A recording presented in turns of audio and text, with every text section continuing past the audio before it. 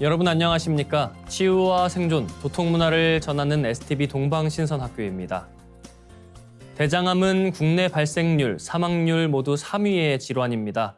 일반적으로 대장암은 50세 이후에 흔히 나타나는데 최근 20대에서 40대 젊은 대장암이 증가하여 대장암 환자의 10%를 넘어섰다고 합니다.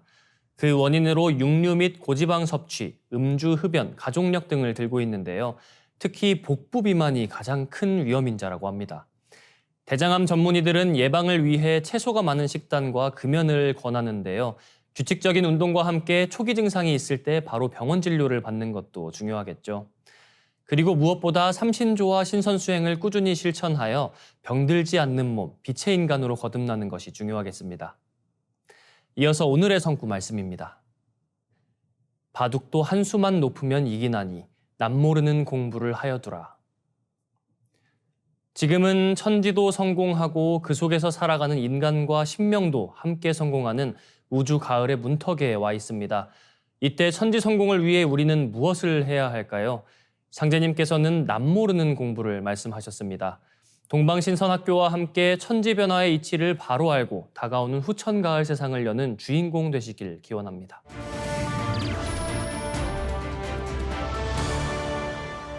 이어서 지구촌 개벽 소식입니다. 화웨이 스마트폰 신제품 메이트 60의 후폭풍이 거셉니다.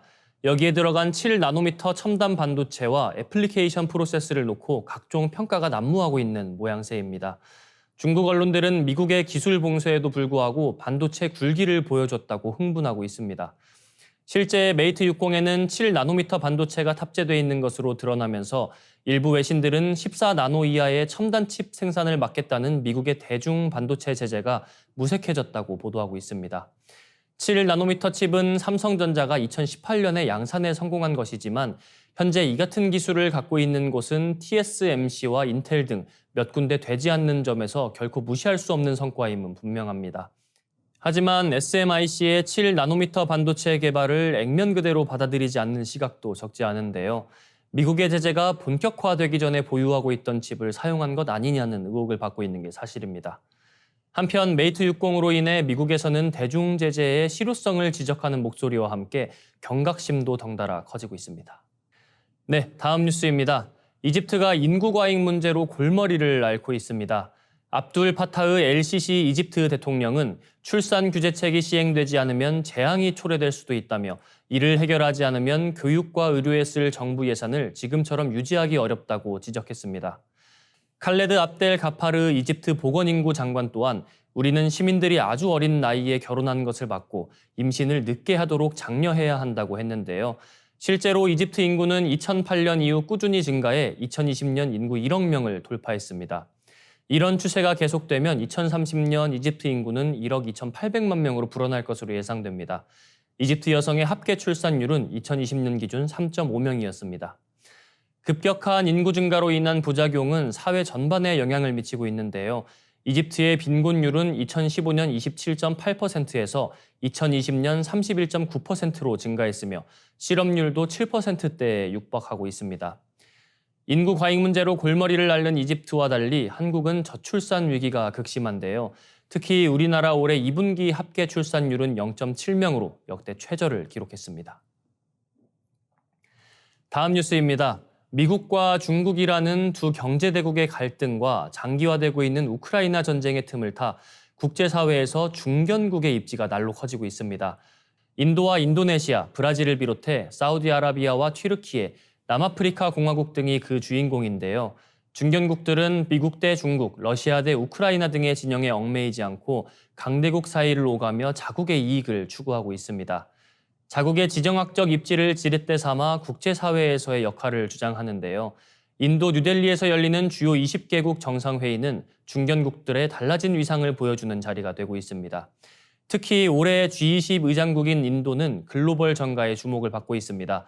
무엇보다 인도는 미중 갈등이 촉발한 글로벌 공급망 재편의 최대 수혜국으로 두 경제대국의 각축전 속에서 중국에 이은 세계의 공장으로 급부상했고 미국의 경제적 기술적 지원도 적극적으로 받고 있습니다. 인도는 우크라이나 전에서도 전쟁을 비난하거나 테러 제재에 동참하지 않는 대신 러시아산 원유를 헐값에 사들이고 있는데요. 이를 통해 경제적 이익뿐 아니라 러시아와 미국 사이에서 밀당 외교를 통해 외교적 이득도 거두고 있습니다. 네, 이어지는 순서 상생라이프입니다. 오늘은 박찬화 교육위원님 모시고 동학의 시작 천상문답 사건에 대해 알아보겠습니다.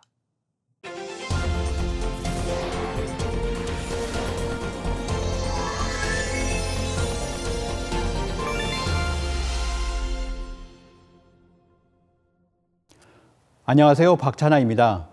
오늘 이 시간에는 동학의 시작에 대해서 알아보도록 하겠습니다. 동학의 시작은 어디서부터일까요? 동학의 유래는 어디일까요? 바로 수훈-최재우 대신사의 동학을 창도한 사건에 있습니다. 이 사건을 1860년 음력 4월 5일에 있었던 천상문답 사건이라고 합니다. 간단히 요약을 하자면 바로 이 천상문답 사건은 수훈-최재우 대신사께서 상제님을 만난 사건을 이야기합니다. 먼저 수훈-최재우 대신사의 생애를 간단하게 살펴보겠습니다. 1824년 수훈-최재우 대신사는 경상도 경주에서 출생을 하셨습니다. 그리고 17세가 되던 해에 그 아버지가 돌아가시면서 21세부터 행상을 하면서 민초들의 삶을 체득하게 되었습니다. 그리고 1855년에 금강산 유점사의 도승이 천서를 가지고 오는 신비한 사건이 일어나게 되는데요. 그 천서를 받고 나서 수훈-최재우 선생은 3일 만에 이것을 해득하게 됩니다. 이 사건을 을묘천서 사건이라고 합니다. 이를 계기로 해서 수훈-최재우 대신사는 더욱 기도와 수행에 전념하게 됩니다. 다음 해인 1856년에 천성산 내원사에 들어가는데요. 여기에서 49일 동안의 기도와 수행을 하게 됩니다. 그리고 나서 1857년 천성산으로 다시 들어가서 이번에는 내원암이 아니라 거기서 1시간에서 2시간 떨어진 정멸보굴에서 49일 동안 기도와 주문수행을 하게 됩니다.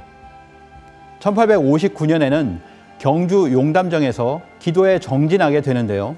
1860년까지 그의 을묘천서 사건 이후에 5년간의 과정, 그의 구도의 과정은 분명 초월적이고 인격적인 신과의 만남을 추구하는 과정이었다고 도올 김용옥 교수도 이야기를 하고 있습니다.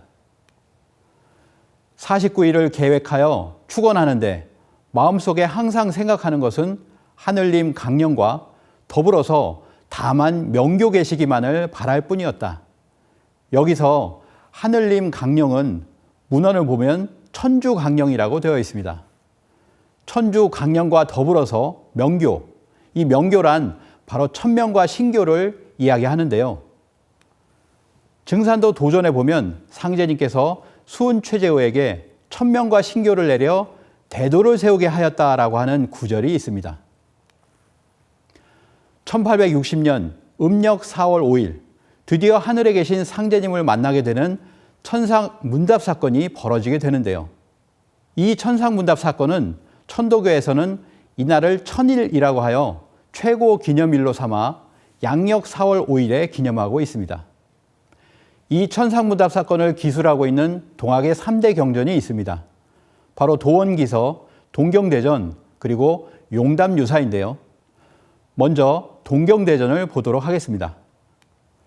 도올 김용옥은 동학은 유구한 우리 문명의 총화이며 인류의 미래 이상이며 동경대전이야말로 우리 민족의 성경이라고까지 평을 했는데요. 이 동경대전을 보면 포덕문, 논학문, 수덕문, 불연기연 등으로 구성되어 있습니다. 먼저 포덕문을 보도록 하겠습니다. 뜻밖에도 경신년 음력 4월에 마음이 선뜻해지고 몸이 떨려 병인 듯한데 증세를 알지 못하겠더라. 말로는 형용하기 어려울 즈음에 호련히 신선의 말씀이 들려오거늘 놀라서 일어나 공경이 여쭈니 이때 허공에서 소리가 들리는 겁니다. 두려워 말고 겁내지 마라. 세인이 위하 상제언을 여부지 상제야. 세상 사람들이 나를 상제라 이르나니 너는 어찌 상제를 모르느냐. 이 동경대전 포덕문에 있는 이 말씀에서 바로 수훈-최재우 대신사 앞에 나타난 바로 그분이 자신의 정체를 드러내고 있습니다. 한마디로 쉽게 말하면 너는 상제를 몰라? 이런 뜻이 되겠죠. 다시 말씀드리면 이 구절은 두려워 말고 겁내지 마라. 세상 사람들이 나를 상제라고 이른다. 너는 상제를 알지 못하느냐라고 하는 말씀이었습니다. 동경대전의 이 장면은 바로 상제님과 최수은의 천상문답 사건이 이루어지는 순간이라고 할 수 있는데요. 바로 수은은 우주의 통치자 하느님, 상제님과 문답을 통해 도통을 받아 동학을 창도했다라는 것을 알 수 있습니다. 한국인 대부분 동학을 배웠음에도 불구하고 이 부분을 잘 알지 못합니다. 분명히 동학을 들어보았는데 왜 수은 최재호에게 천명을 내린 상제님에 대해서 알지 못하게 되었을까요? 여기에 동학에 대한 심각한 왜곡이 있습니다.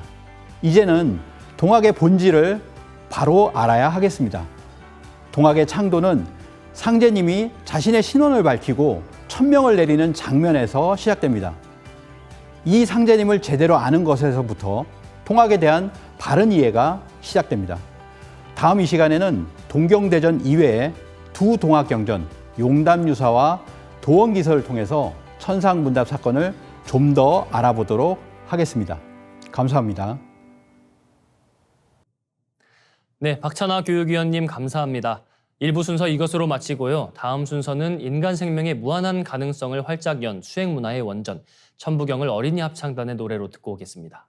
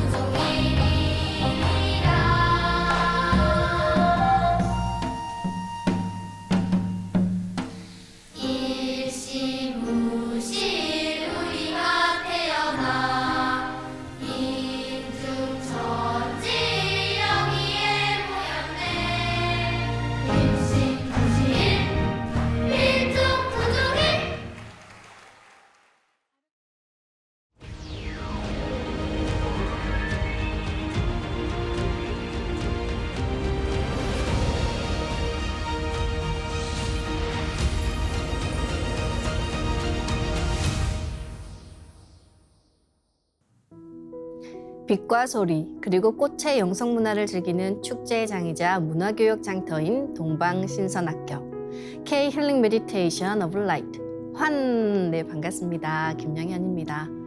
동방신선학교는 일상의 명상을 넘어 가을 개벽 실제 상황을 극복하고 호천 조화 신선 문명을 여는 생존 수행, 생활 수행을 선도합니다. 네, 9월 막바지 무더위와 함께 가을 바람이 부는 환절기인데요. 지구에 환절기가 있는 것처럼 대우주에도 큰 환절기가 있습니다. 그래서 우주의 계절이 바뀌는 환절기의 현상 중 하나가 이 코로나를 비롯한 알 수 없는 병들이 계속 출현하는 것인데요. 오늘은 원유근 법사님 모시고 생존의 비밀 핵심 내용을 살펴보는 5번째 시간을 가지겠습니다. 법사님 안녕하세요. 예, 반갑습니다. 네, 병은 천지에서 온다는 주제로 오늘 정리를 해주시기로 하셨죠? 네, 예. 경청해 보겠습니다. 예. 앞으로 현대 문명을 총체적으로 무너뜨리는 마지막 팬데믹 질병 대란이 몰려옵니다. 앞으로 올 병의 정체는 과연 무엇이고 그것을 극복하는 길은 어디에 있는가? 안경전 종사님께서는 인류 문명사에서 처음으로 그 병의 실체가 무엇인지 구체적으로 내용을 밝히고 또 그것을 대비하고 극복할 수 있는 지혜와 생명의 길을 전하려고 이 책 생존의 비밀을 저술하신 것입니다. 자, 오늘은 생존의 비밀 5강입니다. 생존의 비밀 목차는 첫 번째 더 큰 병난이 몰려온다. 두 번째 대병난은 왜 오는가. 세 번째 대병난을 넘어 생존의 길로 이렇게 되어 있는데요. 자, 이 중에서 1, 2강에서 더 큰 병난이 몰려온다에 대해서 이렇게 알아봤고요. 자, 2번 대병난은 왜 오는가. 자, 이거 세부적으로 인간의 고통의 근원은 그리고 이제 오늘 할 병은 천지에서 온다. 그리고 이제 병든 천지를 고쳐주시는 한 분의 강세입니다. 자, 오늘은 2번 병은 천지에서 온다는 내용을 살펴보겠습니다. 지난날 인류 역사는 왜 그렇게 끔찍한 원한의 역사가 되었고 또 오늘날 인류는 어떻게 해서 질병 대란의 위협을 받고 멸망의 위기에 이렇게 이르게 된 것일까요? 또 거기에서 살아남는 길은 과연 어디에 있을까요? 자, 상제님께서는 가을 바람이 불면 낙엽이 지면서 열매를 맺는 법이니라. 선천의 모든 악업이 추운 아래에서 큰 병을 일으키고 천하에 큰 난리를 빚어내는 것이다 라고 하셨습니다. 자, 안경정 전도사님께서는 기존의 종교나 철인들은 인간의 삶과 생존 문제, 인간의 영성과 선악, 고통의 문제에 대해서 원죄나 인과응보, 도덕설 등 인간이나 신 중심으로만 가르침을 폈다. 그런데 문제의 근원은 대자연의 질서 속에 다 들어있다. 그리고 대병난에서 살아남는 생존의 길도 우주의 법칙에서 그 해답을 찾을 수 있다라고 하셨습니다. 자, 실제로 그 모든 문제는 대자연의 질서, 바로 생존 환경에서 오는 것인데 그것을 모두 무시해버렸다는 그런 말씀이죠. 자, 생존의 비밀 일부 3장에 나오는 기존 성자들과 영지자들의 메시지에서 앞으로 오는 대병난이 자연의 질서 차원에서 온다는 것을 알아봤습니다. 자, 대자연의 한계 상황이 극점에 이르면은 이제 질서의 틀이 바뀌게 되는데요. 자, 질서가 바뀌면은 우주의 별자리가 바뀌는 그 변화가 오고 또 천지에서 인간을 죽이는 그런 대병이 오게 이제 되는 것입니다. 특히 160년 전 동학에서는 모든 인류의 역사를 귀결짓는 괴질이 와서 지구촌 인류가 새롭게 탄생을 하는데 그것이 다시 개벽으로 온다라고 하였습니다. 자, 그렇다면 개벽이란 과연 무엇일까요? 자, 12제국 괴질운수 다시 개벽 아닐란가. 자, 여기에서 다시 오는 개벽은 무엇을 말하는 것이겠습니까? 자, 이 개벽은 하늘이 열리고 땅이 열린다는 뜻에서 나온 말로 천지 개벽의 준말입니다. 또 천개지벽이라고도 하죠. 자, 그런데 동양의 자연관에서 말하는 개벽의 원래 출발점은 하루의 음양운동에서 시작을 합니다. 자, 지구가 자전하면서 밤과 낮이 생기고 또 지구가 공전을 하면서 사계절이 생겨갖고 지구에 1년이 생기지 않습니까? 자, 이때 하루로 보면은 낮에서 밤으로 넘어갈 때 또 밤에서 낮으로 넘어갈 때 개벽이 발생하는 것입니다. 낮을 여는 개벽을 낮개벽, 또 밤을 여는 개벽을 우리 밤개벽. 자, 사계절도 마찬가지죠. 각 계절로 넘어갈 때마다 봄개벽을 통해서 봄으로 들어가는 문을 열게 되고 또 여름개벽, 가을개벽, 그리고 이제 겨울개벽도 있는 것입니다. 자, 우리가 알아야 하는 것은 이 지구 일련의 시간대를 넘어서 이 우주에도 우주의 봄, 여름, 가을, 겨울, 사계절이 바뀌는 우주 일련이 있다는 것입니다. 자, 우주가 순환하는 시기를 우주년이라고 하는데 우주의 봄과 여름을 우리가 선천, 먼저 선자에다가 하늘 천자 해갖고 앞선 하늘이라고 이제 이렇게 얘기를 하고요. 그 다음에 우주의 가을과 겨울인 후천은 뒤후자에다가 하늘 천자 이렇게 사용합니다. 자, 지구 일년의 사계절 변화에 따라서 나무가 성장하고 그 다음에 열매를 맺게 되는데요. 자, 우주 일년에도 여기에는 목적이 있습니다. 자, 우주 일년 변화의 목적은 자, 우리 바로 사람, 인류의 탄생과 그리고 성장과 그리고 성숙을 위해서 존재를 합니다. 자, 이 중에서 선천은 우리가 과거에서 현재까지 살고 있는 그런 세상을 의미하고 그리고 후천은 앞으로 인류가 이제 나아가게 될 그런 가을과 겨울을 얘기합니다. 자, 다음은 개벽이 실질적으로 우리에게 어떻게 다가오고 왜 오는지에 대한 이유를 한번 알아보겠습니다. 자, 개벽 중에서도 우리가 지금 이 시간대에서 알아야 하는 것은 우주의 가을로 들어가기 위한 가을 개벽입니다. 자, 개벽이 새로 여는 것이라고 했는데 어머니가 아이를 낳을 때 진통이라고 하는 그 고통을 통해서 새 생명을 낳듯이 선천에서 후천으로 변하는 이 가을 개벽기에는 인류에게 아주 큰 대변혁이 오게 됩니다.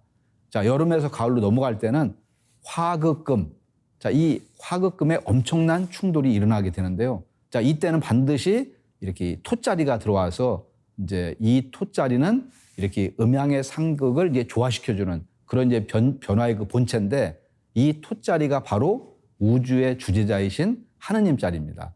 자, 그래서 우주의 여름에서 가을로 넘어갈 때는 가을 개벽기에는 반드시 하느님께서 인간으로 오시게 되어 있는 것입니다.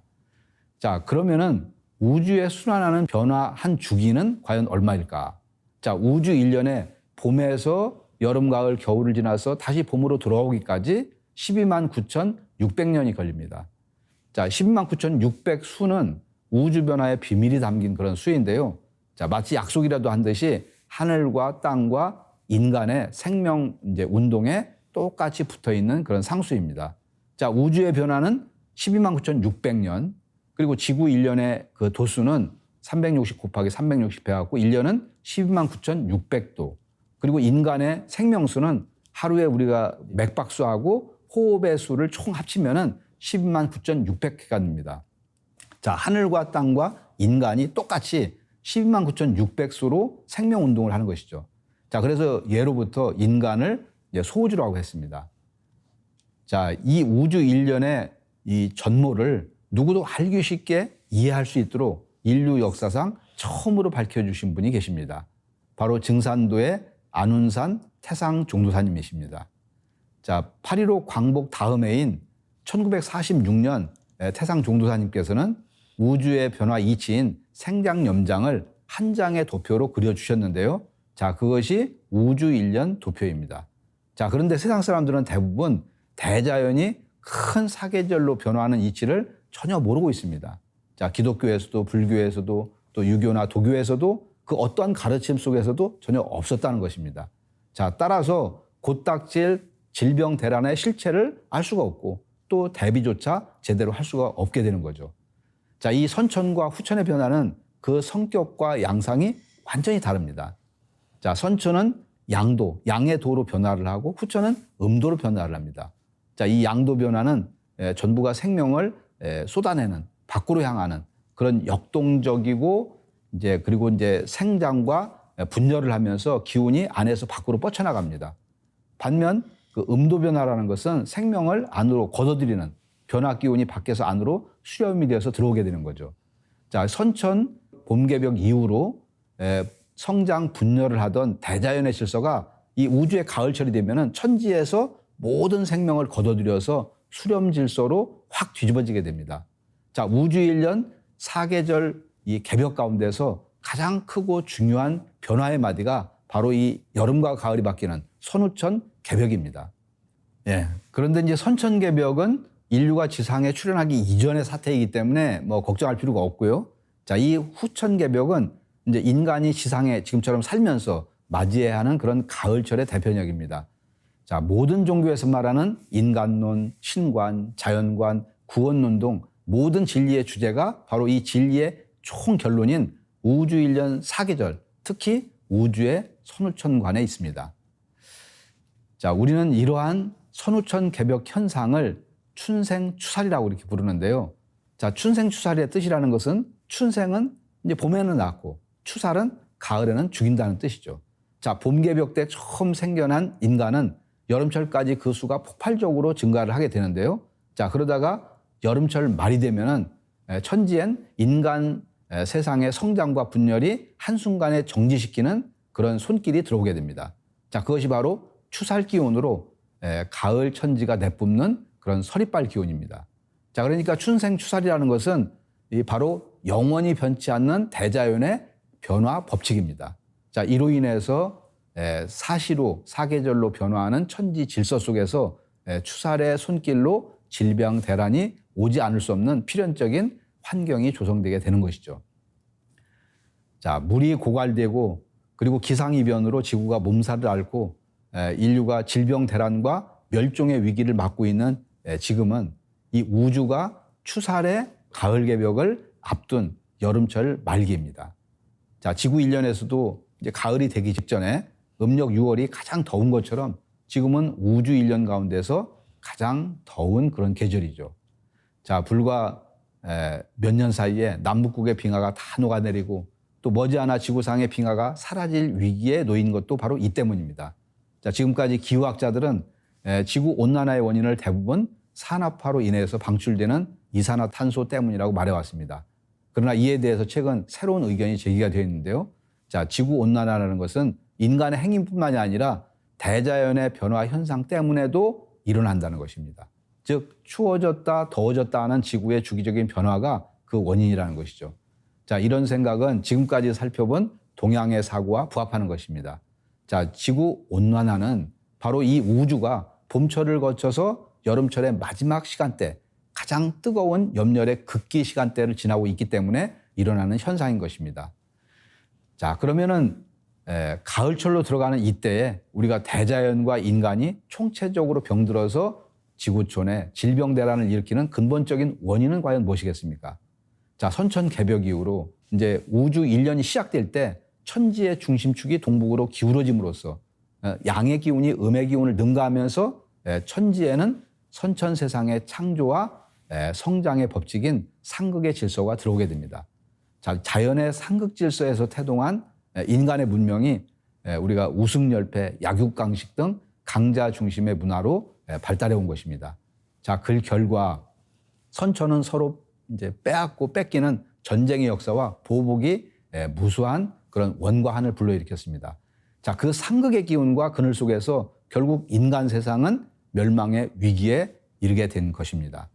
자, 질병 대란은 바로 이제 이 선천 세상을 살다간 모든 인간의 악업과 원한 때문에 일어나게 되는 것인데요. 선천 5만 년 동안 묵은 천지신명들의 원한이 우주 가을의 환절기를 맞이해서 일시에 이것이 폭발하는 대이변입니다. 자, 오늘날 지구는 여름의 극기인 크래시 타임, 즉 모든 것을 무화시키려고 하는 부정적이고 파괴적인 죽음의 에너지가 총체적으로 폭발하는 때입니다. 자, 그래서 인류 문명 또한 모든 분야에서 총체적으로 무너지고 말게 되는 것이죠. 자, 천지에서 죽이는 이때 장차 살 길이 과연 어디에 있는가? 장차 일어나는 천하의 대병은 선천성자들의 가르침으로 극복할 수 있는 그런 상황을 이미 넘어와서 기존 선천 문화에서는 대병난에서 살아남을 수 있는 올바른 법방이 없습니다. 자, 앞에서도 말씀드렸듯이 여름에서 가을로 넘어가는 때에는 화극금으로 넘어가게 되면은 단 한 사람도 살 수가 없기 때문에 화생토, 바로 토자리인 하늘의 참주인 천주님이 오실 수밖에 없다. 그런 말씀을 드렸는데요. 자, 천주님이 이 땅에 오셔갖고 천하의 대병을 치료해서 가을에 성숙한 대통일 문명을 열어주시는 것입니다. 자, 이번 우주일년에서 대자연의 시간이 새로운 계절을 맞이하기 때문에 이때는 꼭 인간 내면의 모든 병을 고쳐줄 수 있는 분, 바로 우주의 살림살이를 맡아서 주관하시는 하늘 땅의 참 주인 천주님이 오실 수밖에 없는 것입니다. 자, 이쪽 생존의 비밀책을 보면은 알면 살고 모르면 죽는다는 말이 있는데요. 자, 오늘 이 시간을 통해서 대병난이 왜 오는지 근원적인 원인을 우리가 알았고, 근원적인 해결 방법은 바로 아버지 하느님이신 상제님을 만나야 한다는 것을 알았습니다. 자, 그렇다면 이제는 나와 사랑하는 사람들을 지키기 위해서 상제님께서 내려주신 이 세상 단 하나뿐인 구원의 법방을 우리가 알아야만 합니다. 자, 여러분이 이 구원의 법방을 공부해서 다가오는 시련을 잘 넘겨서 우주의 가을철에 큰 성공을 거둘 수 있기를 바라면서 오늘 내용을 마치도록 하겠습니다. 감사합니다. 네, 법사님 말씀 감사합니다. 병은 천지에서 온다. 네, 우리 인간 삶과 고통의 문제가 단순히 인간만의 문제가 아니라 선천상극의 우주 질서에 의해서 발생했다는 말씀이 기억에 남습니다. 선천에서 후천으로 넘어가는 개벽의 시대에는 반드시 삼신조와 신선수행을 통해서 내 몸을 강건하게 하는 것은 물론 사건, 사고를 예방하는 눈, 즉 영안을 떠야 함을 다시 한번 각성하는 시간이었는데요. 그럼 이 시대의 진정한 생존의 길이자 후천 가을 우주의 거룩한 생활 문화인 삼신조화 신선수행 시작하겠습니다. 모두 자리에서 일어나 예를 갖춰 주시기 바랍니다.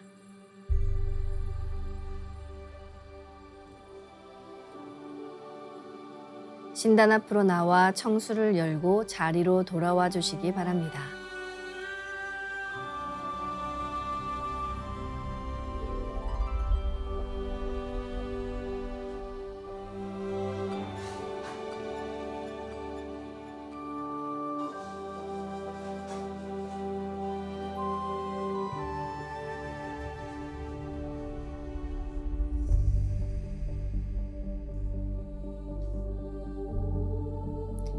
삼신일체 상제님과 태모님, 우주의 조물주 삼신이신 태어령님께 읍배를 올리겠습니다. 읍배.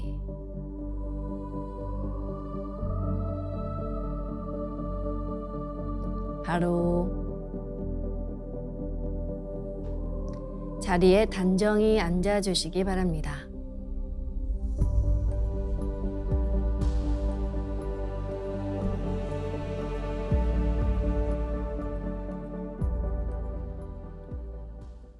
이제 고요한 마음으로 호흡하며 대자연과 하나가 되어 보겠습니다. 허리를 펴고 자세를 바르게 하며 눈은 지그시 감습니다.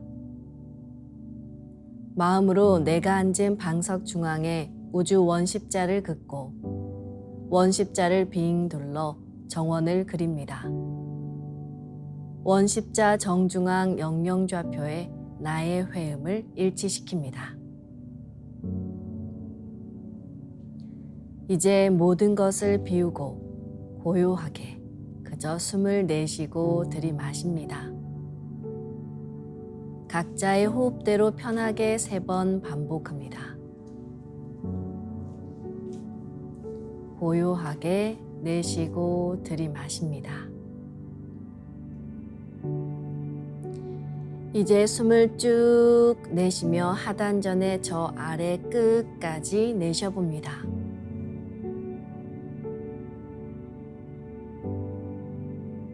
다음에는 숨을 쭉 들이마셔 저 머리 위까지 들이마십니다.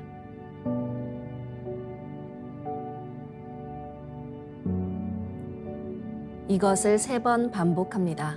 숨이 짧은 경우에는 중간에 다시 들이마시고 내쉽니다.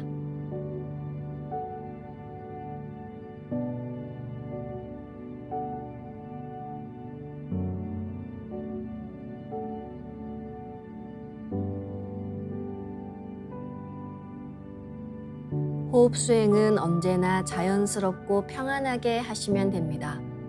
이제 나의 하단전을 통해 온 우주에 충만한 삼신망량님의 빛과 생명의 기운을 흠뻑 들이마시고 이 기운을 충맥을 따라 머리 위 백회까지 끌어올립니다.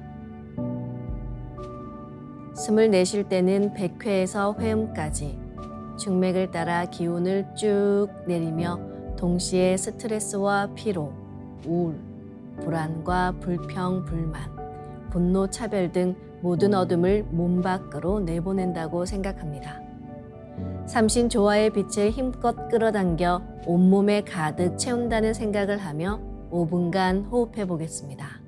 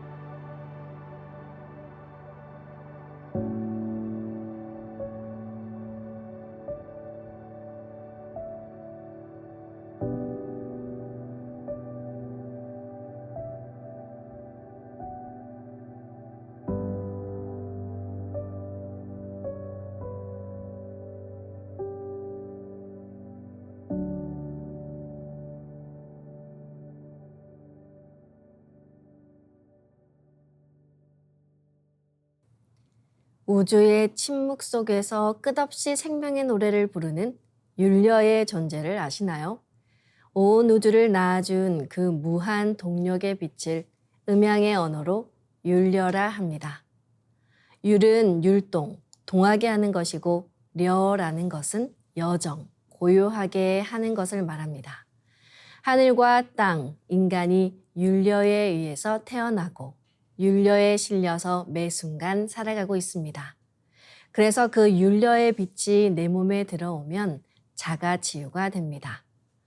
이제 인류 신선문화의 원조이신 마고 삼신 할머니께서 그 율려빛의 생명을 담아 전수해 주신 옴 사운드와 옴의 완성, 훔 사운드로 율려의 원천적인 생명 기운을 내 몸에 축적해 보겠습니다. 지금부터 마음으로 옴 하며 숨을 내쉽니다.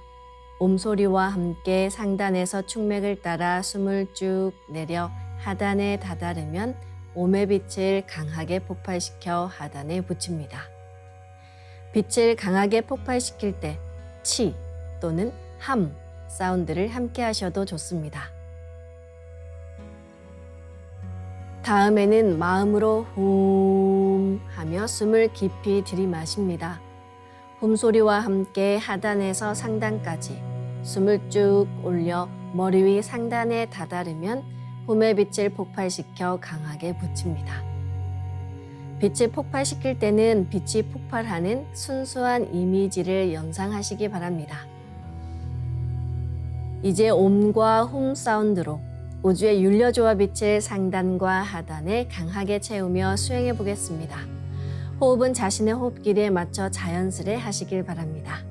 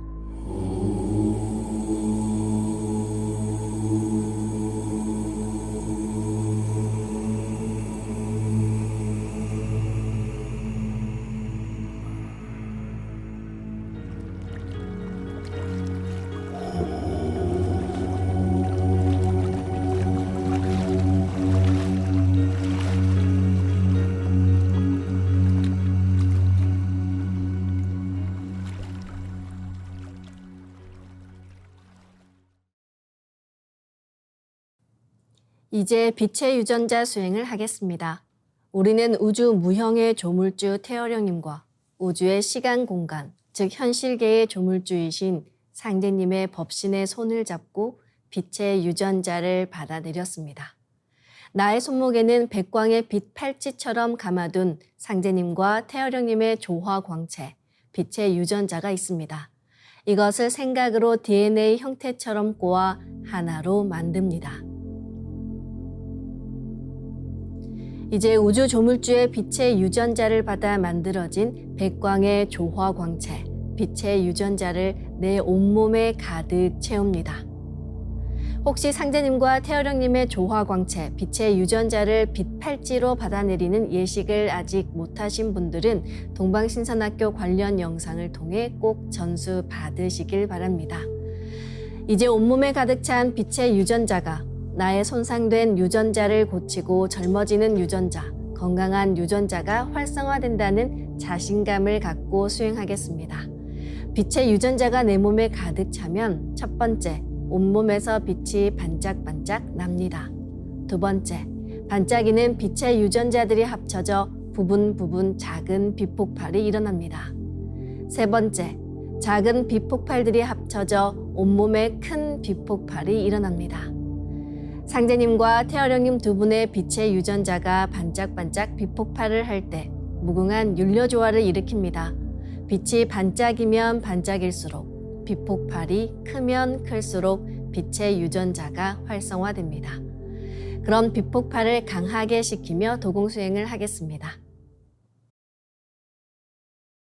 기천주 조하정 영세불망만사지 지기금지 원의대강 시천주 조하정 영세불망만사지 지기금지 원의대강 시천주 조하정 영세불망만사지 지기금지 원의대강 시천주 조하정 영세불망만사지 지기금지 원의대강 시천주 조하정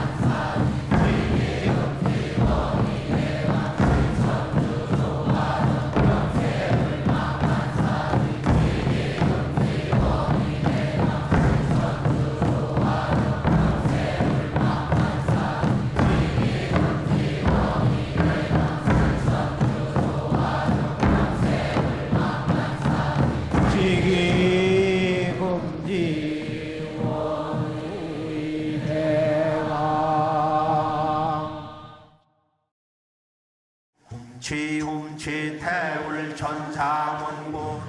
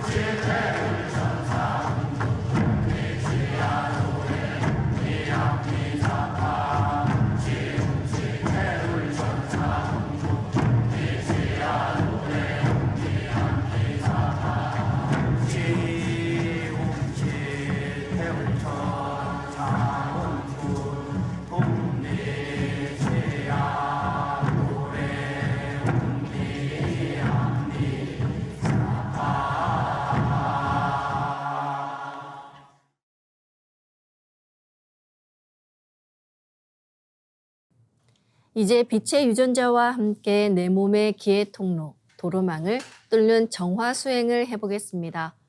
내 몸에 막힌 도로망을 뚫는 것은 수행의 근본 출발점입니다. 그러나 단순한 호흡만으로 기회 통로를 뚫는 것은 시간이 오래 걸리기 때문에 정도사님께서 빛의 유전자로 광선 여의봉을 만들어 뚫는 수행법을 전수해 주셨습니다. 이제 광선 여의봉을 만들어 보겠습니다. 나의 손목에 백광의 빛 팔찌처럼 있는 상제님과 태어령님의 조화 광채, 빛의 유전자를 생각으로 DNA 형태처럼 꼬아 하나로 만듭니다. 하나로 합쳐진 두 분의 조화 광채, 빛의 유전자로 길이 30cm, 직경 3cm 막대기처럼 길쭉한 빛봉을 만들고 양 끝을 뾰족하게 하여 백회 아래에 수직으로 세웁니다. 내 생각이 곧 여의주이므로 백회에 세운다고 생각하는 순간 광선 여의봉이 세워져 있습니다. 그럼 지금부터 충맥을 따라 생각으로 광선 여의봉을 백회에서 회음까지 왔다 갔다 이동시키면서 뚫겠습니다. 막혀 있다고 느껴지는 부분은 반복해서 광선 여의봉을 밀어 올리거나 내리고 또는 광선 여의봉을 좀 더 크게 만들어서 뚫어주셔도 좋습니다. 울화가 많이 쌓이면 가슴 쪽이 막혀 있기 쉬운데요. 그런 분들은 가슴 쪽을 뚫을 때 좀 더 힘차게 정성껏 뚫어주시길 바랍니다. 기천주 조하정 영세불망만사지 지기금지 원의대강 시천주 조하정 영세불망만사지 지기금지 원의대강 시천주 조하정 영세불망만사지 지기금지 원의대강 시천주 조하정 영세불망만사지 지기금지 원의대강 시천주 조하정 영세불망만사지 지기금지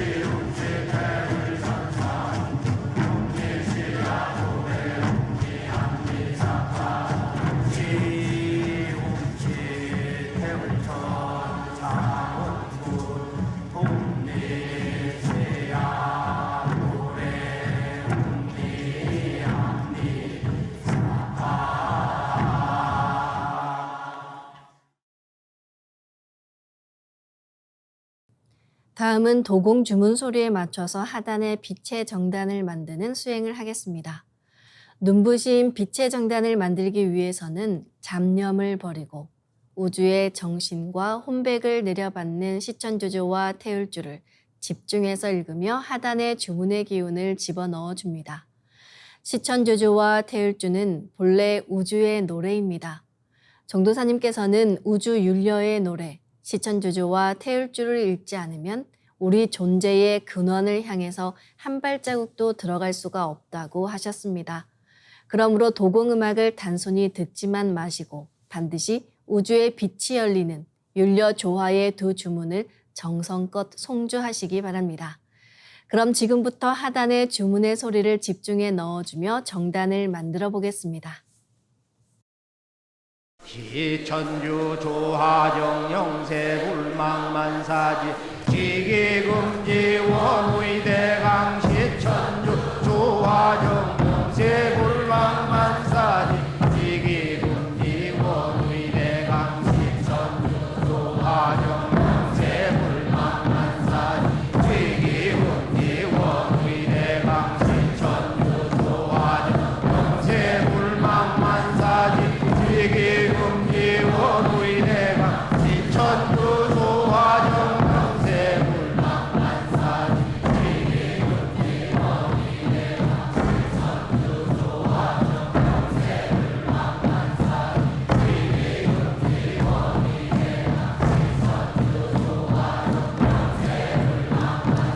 지기금지 원의대강 시천주 조화정 천주 조화정 영세불망만사지 지기금지 원의대강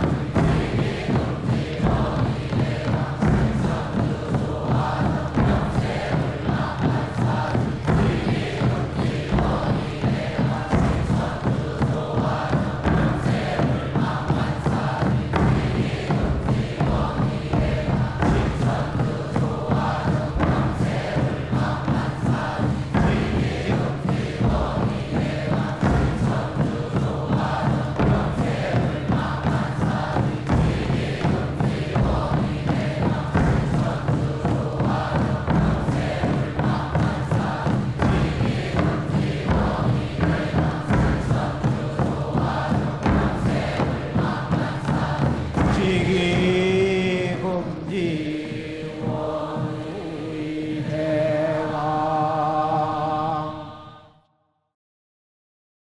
지움치 태울 천상원고 ум니치야 노래 ум니암니사파 지움치 태울 천상원고 ум니치야 노래 ум니암니사파 지움치 태울 천상원고 ум니치야 노래 ум니암니사파 지움치 태울 천상원고 ум니치야 노래 ум니암니사파 지움치 태울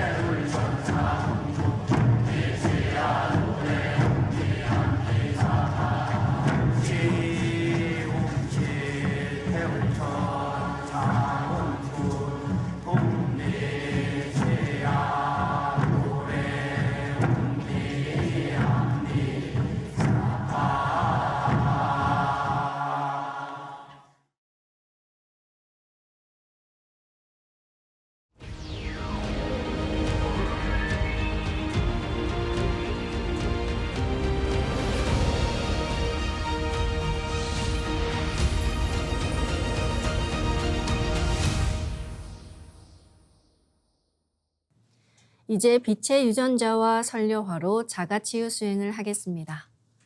빛의 유전자로 빛침이나 빛봉을 만들어서 시원하게 찔러 넣고 설료화를 심으면 훨씬 더 자가치유에 효과가 좋습니다. 그럼 두 분께 받은 조화광채, 빛의 유전자로 먼저 빛판을 만들어 아픈 부위에 빛침을 꽂아보겠습니다.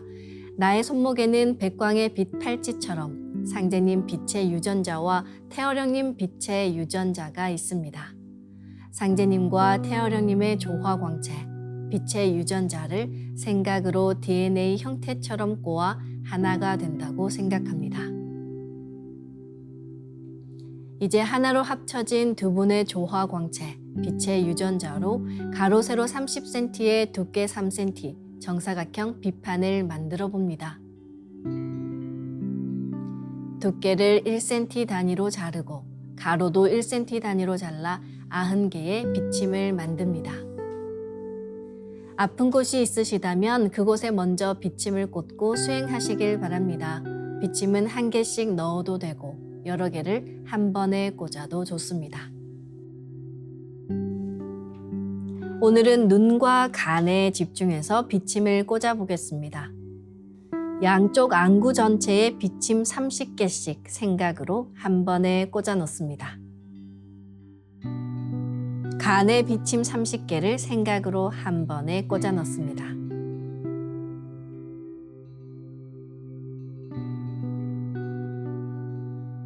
가로 세로 30cm에 두께 3cm 정사각형 빛판을 더 만들어 보겠습니다. 아까처럼 상제님과 태어령님의 조화광채, 빛의 유전자를 생각으로 DNA 형태처럼 꼬아서 하나가 된다고 생각하고 빛판을 만듭니다. 간 전체를 빛판으로 감싸겠습니다.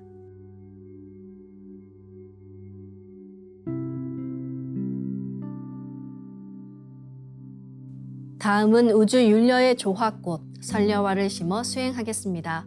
설료화 꽃을 몸에 심기 전에는 몸을 빛으로 채우는 수행을 먼저 하셔야 하는데요. 우리 몸에 빛을 채워야 윤려빛꽃인 설료화가 몸에 잘 안착합니다.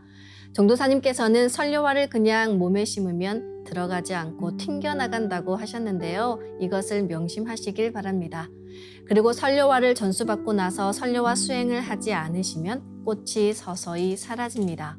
꾸준히 설료화를 몸에 심고 수행하시길 바라며 혹시 사라졌다고 생각되시는 분들은 다시 설료화를 정식으로 전수받으시길 바랍니다. 설료화 전수는 가까운 동방신선학교 수행센터인 증산도 도장에 문의하시길 바랍니다. 그럼 설료화 비폭발 수행을 시작하겠습니다. 설료화 반짝반짝 비폭발 수행법의 3대 공식은 첫 번째, 내 몸에 꽃을 심습니다. 두 번째, 꽃이 분화돼 퍼지면서 반짝반짝 빛을 냅니다. 세 번째, 윤려빛꽃의 에너지가 서로 뭉쳐지며 빛폭발이 일어납니다. 심는다, 반짝반짝한다, 빛폭발이 일어난다는 3대 공식을 기억하며 이제 생각으로 내 머리 상단에 모셔진 본체 설료화와 똑같은 설료화를 원하는 개수만큼 분화해 만듭니다. 설료화의 크기는 내 생각대로 조절할 수 있습니다. 이제 아픈 부위에 설료화 줄기를 힘차게 톡 꽂아 심겠습니다. 꽃을 심을 때는 인체의 세부 모습과 장기의 모습을 참고해 크게 심고 정밀하게 심어 나가시는 것이 좋습니다. 처음 하시는 분들은 정확하게 심을 수 있도록 천천히 하나하나 심어 나가시길 바랍니다. 아픈 부위는 도배하듯이 설료화를 여러 개 심어줍니다. 이제 설료화를 여러 개 분화해서 두 눈과 간에 심어 보겠습니다.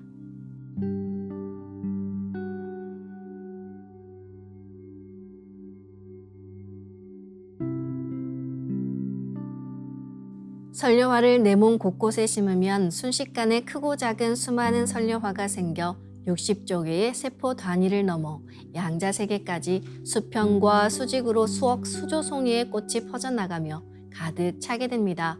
반짝이는 수많은 설료와 빛꽃들의 에너지가 뭉쳐지면 핵융합하듯 불꽃 폭죽이 터지듯이 빛폭발을 합니다.